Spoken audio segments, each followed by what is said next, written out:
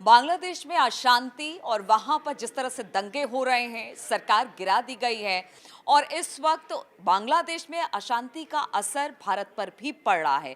लेकिन इसके पीछे आखिर किसका दिमाग है? ये साजिश किसकी किसकी है कि बांग्लादेश अस्थिर होगा तो भारत भी अस्थिर हो सकता है, भारत के लिए भी खतरा हो सकता है। तो आखिर इसके पीछे क्या साजिश है? बातचीत करने के लिए मयंक मेरे सहयोगी मेरे साथ जुड़ गए हैं। मयंक, साजिश की बात अब इसमें निकलकर सामने आ रही है क्योंकि लेकिन फिर ऐसा क्या हुआ? क्या एक आंदोलन जो कि खूनी संघर्ष में बदल गया है, उसके पीछे किसी का दिमाग? देखिए, एक बात तो नीलू आप ये समझिए कि जैसे ही शेख हसीना ने बांग्लादेश छोड़ा, उसके 24 घंटे के अंदर हिंदुओं के खिलाफ हिंसा शुरू हो गई। उनकी हत्याएं की जाने लगी, उनके दुकानों पर हमले कर दिए गए, घरों पर हमले कर दिए गए, जो बिजनेस सेंटर्स थे हिंदुओं के उस पे हमले कर दिए गए। इससे एक बात तो बिल्कुल साफ है कि ये साजिश पहले से तैयार थी। मतलब ये हिंदुओं को टारगेट करना है, इसकी प्लानिंग पहले से हो चुकी थी। कहाँ कहाँ हिंदुओं पर हमले किए जाना है ये भी पहले से तय था, किन लोगों को निशाना बनाया जाना है ये भी पहले से तय था। तो अभी तक जो बांग्लादेश में हिंसा का पैटर्न दिखाई दे रहा है, उससे एक बात तो साफ है कि ये हिंसा की प्लानिंग जो थी वो पहले से हो चुकी थी। हिंदुओं को टारगेट बनाना है, कैसे बनाना है, इसकी तैयारी भी पहले से थी। बिल्कुल, और एक बात और है, तैयारी चूंकि पहले से इसलिए थी, हम ऐसा इसलिए कह रहे हैं क्योंकि ये खुद इसकी आशंका शेख हसीना के बेटे ने भी जताई है। क्योंकि बात यहाँ पर आईएसआई की आ रही है, चाइना की भी बात आ रही है, क्योंकि भारत को अगर इससे बांग्लादेश में किसी तरह की अशांति होती है, भारत को दिक्कत होती है, तो इसका फायदा चीन और पाकिस्तान को होता है। इसलिए कहते हैं आईएसआई का इसमें हाथ है। लेकिन जमाते इस्लामी, इसमें वो नाम सामने आ रहा है। कहते हैं कि एक आरक्षण का मुद्दा था, ये आरक्षण आगे बढ़ा, इसे खत्म भी वहां की सुप्रीम कोर्ट ने कर दिया। फिर आखिर क्या वजह रही कि एक आरक्षण को लेकर ये जो पूरा मामला आगे बढ़ा वो खूनी संघर्ष में तब्दील हो गया? तो यानी पूरी तरह से ये साजिश दिखाई देखिए देती नीरू, है। अभी जो हिंदुओं के खिलाफ हिंसा हुई है, इसमें जो सबसे बड़ा नाम सामने आ रहा है वो जमायते इस्लामी का सामने आ रहा है। जमायते इस्लामी बांग्लादेश की पॉलिटिकल पार्टी है, कट्टरपंथी पार्टी है, और जिन लोगों पे आरोप लगे हैं हिंदुओं को निशाना बनाने में, उसके ज्यादातर सदस्य जो हैं वो जमायते इस्लामी से जुड़े हुए हैं। अब हमें ये समझना होगा कि जमायते इस्लामी असल में इनके निशाने पर हिंदू क्यों है। 1971 में जब बांग्लादेश मुक्ति संग्राम हुआ था, उस समय जमायते इस्लामी ने पाकिस्तानी सैनिकों का साथ दिया था। जमायते इस्लामी शुरू से भारत के खिलाफ रहा है, शेख हसीना के खिलाफ रहा है। ये खालिदा जिया की समर्थक पार्टी है और हमेशा से खालिदा जिया और कट्टरपंथी जो विचारधारा है, सोच है, इसका समर्थन करती है, इसका साथ देती है। अब आप देखें कि जैसे ही शेख हसीना ने बांग्लादेश छोड़ा, उसके बाद से अचानक जमायते इस्लामी के हजारों कार्यकर्ता जो है वो सड़क पर थे और उसके बाद चुन चुन के हिंदुओं को निशाना बनाया गया। तो ऐसा लगता है कि जैसे पहले से कोई लिस्ट तैयार कर ली गई थी, एक पहले से प्लान तैयार था जमायते इस्लामी का कि भाई कैसे जो है वो इस पे एक्शन करना है। अब बड़ी बात यह है कि जमायते इस्लामी पर बांग्लादेश में काफी लंबे समय से बैन था। मुजीबुर रहमान ने ही जो है इनके ऊपर पहले बैन लगा दिया था। उसके बाद शेख हसीना की जब सरकार बनी, उन्होंने भी इस पे बैन लगा दिया।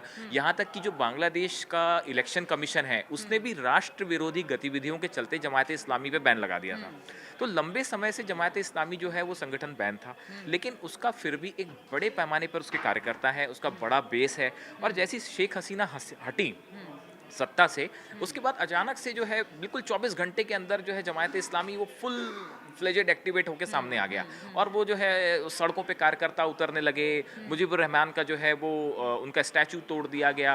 और एक बड़ी गौर करने वाली बात है कि जहाँ पे जो नेता शेख हसीना की पार्टी अवामी लीग से जुड़े हुए थे, उनको भी चुन चुन के निशाना बनाया गया है। पिछले 24 घंटे में 20 से ज्यादा अवामी लीग के नेताओं की हत्या हो चुकी है और उनकी डेड बॉडीज उनके घर पे मिली है। तो इससे ऐसा लगता है कि जमात इस्लामी ने जो है, और दूसरी एक चीज़ ये है कि जमात इस्लामी जो है वो पाकिस्तान की प्रो सपोर्टिंग पार्टी है। ये पाकिस्तान की विचारधारा को समर्थन करती है। की बात बार बार उठ रही है कि आईएसआई का बड़ा हाथ हो सकता है इस साजिश, इस दंगे और तख्ता पलट में, क्योंकि इससे पूरा पूरा फायदा पाकिस्तान को मिलेगा।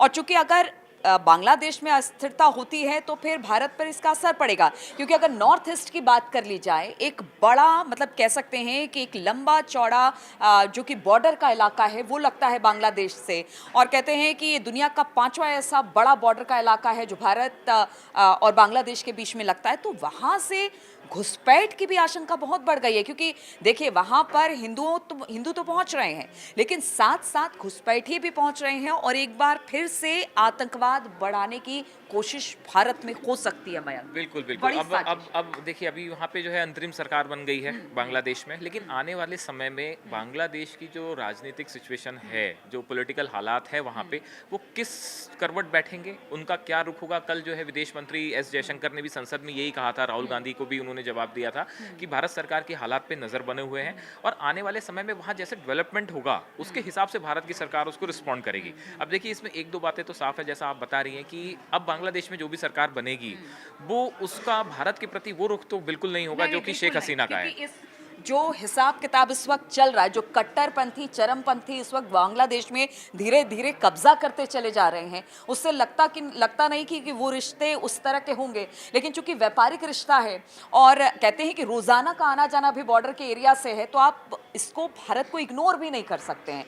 ऐसे में टेंशन के माहौल में हम कह सकते हैं कि बैंक के रिश्ते लगता है कि आगे अब बढ़ेंगे। देखिए, इसी के जो आप कह रही है ना, इसी का एक्सटेंशन है कि जमायत इस्लामी की तरफ से एक बयान जारी किया गया है और जिसका कहना ऐसा है कि जमायत इस्लामी किसी भी तरह की हिंसा का समर्थक नहीं है और जो हिंसा हुई है वो ये बड़ा हिंसा हास्यास्पद है। हास्यास्पद है। और कुछ लोगों के उकसाने के बाद जो है हमारे कार्यकर्ता जो है उन्होंने भले कहीं पे हिंसा की हो, लेकिन हम ऐसी किसी तरह का हिंसा का समर्थन नहीं करते, ऐसा जमात इस्लामी का कहना है। तो जमात इस्लामी ने ऑफिशियली तो इस बात को जो है हिंसा का जो है विरोध किया है। उसका कहना है कि हिंदुओं को या बेगुनाहों को जो है वो किसी तरह का टारगेट नहीं किया जाना चाहिए।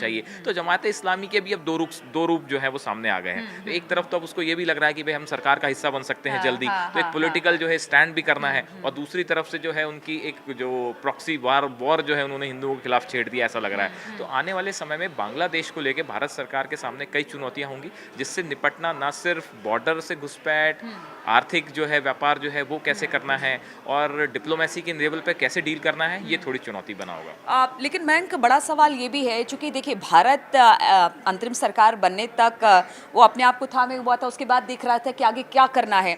अब जबकि अंतरिम सरकार बांग्लादेश में बन चुकी है, तो ऐसे में भारत भी कोशिश करेगा कि सुलह सफाई के साथ बांग्लादेश के साथ रिश्ते अच्छे बनाए जाए, क्योंकि स्ट्रेटेजिकली अगर बात की जाए, चाइना प्रशांत महासागर में चाहता है कि अपना वर्चस्व, क्योंकि एक बांग्लादेशी था जो कि चाइना को रोके हुआ था वहां पर अपना वर्चस्व कायम करने में। ऐसे चारों तरफ से भारत, चाहे वो म्यांमार हो, चाहे फिर चाइना हो, पाकिस्तान हो, बहुत सारे ऐसे देशों से घिरा हुआ है, तो भौगोलिक तौर पर भी ये बहुत अहम हो जाता है बांग्लादेश के साथ। हम चाहे ना चाहे, लेकिन रिश्ते अच्छे होने चाहिए। ये तो आपने बिल्कुल ठीक बात कही कि आसपास जितने देश हैं सब जगह जो है एक पॉलिटिकल इंस्टेबिलिटी का माहौल है ना। आतंकवाद भी पाकिस्तान की वाहिद बात हो, चाहे बांग्लादेश का सिचुएशन हो, तो इसको लेके भारत के लिए बांग्लादेश अहम है, इसमें कोई दो राय नहीं है।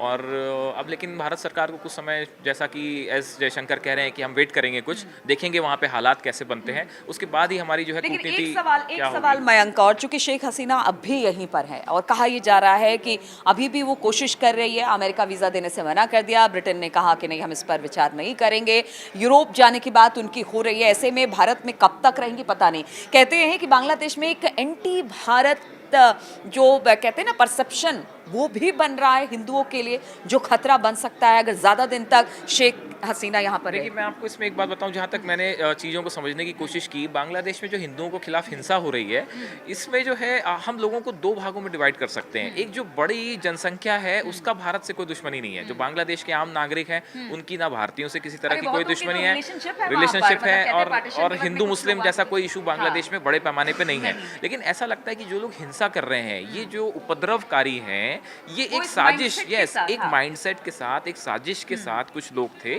जिन्होंने हिंदुओं को टारगेट किया है। तो बांग्लादेश का ओवरऑल रुख भारत को लेके जो वहाँ की आम जनता है, वहाँ की सेना भी कहते हैं कि बड़े अच्छे संबंध सेना भी जो है वो कोशिश में है कि किसी तरह की हिंसा ना हो। तो हम अगर बड़े तौर पे देखें तो बांग्लादेश के जो नागरिक हैं उनका भारत के प्रति रुख जो है वो फेवरेबल ही है, ऐसा कुछ नहीं है कि कोई नाराजगी हो। लेकिन कुछ उपद्रवकारी जो हमने बात करी, हो सकता है इस साजिश के तहत जो हिंदुओं को टारगेट किया जा रहा है, तो हमको इसको आम नागरिकों से अलग रखना होगा। बिल्कुल, और बांग्लादेश को भी और भारत को भी ये सोचना होगा कि अगर रिश्ते अच्छे बनाने हैं तो फिर हमें इन सब बातों का ख्याल रखना होगा। कट्टरपंथी सोच के साथ बांग्लादेश में साजिश रच रहे हैं, उनको बिल्कुल चिन्हित करना पड़ेगा, तभी जाकर रिश्ते भारत और बांग्लादेश के पहले जैसे हो सकते हैं। इस खबर पर लगातार हमारी नजर बनी रहेगी, बने रहिए हमारे साथ।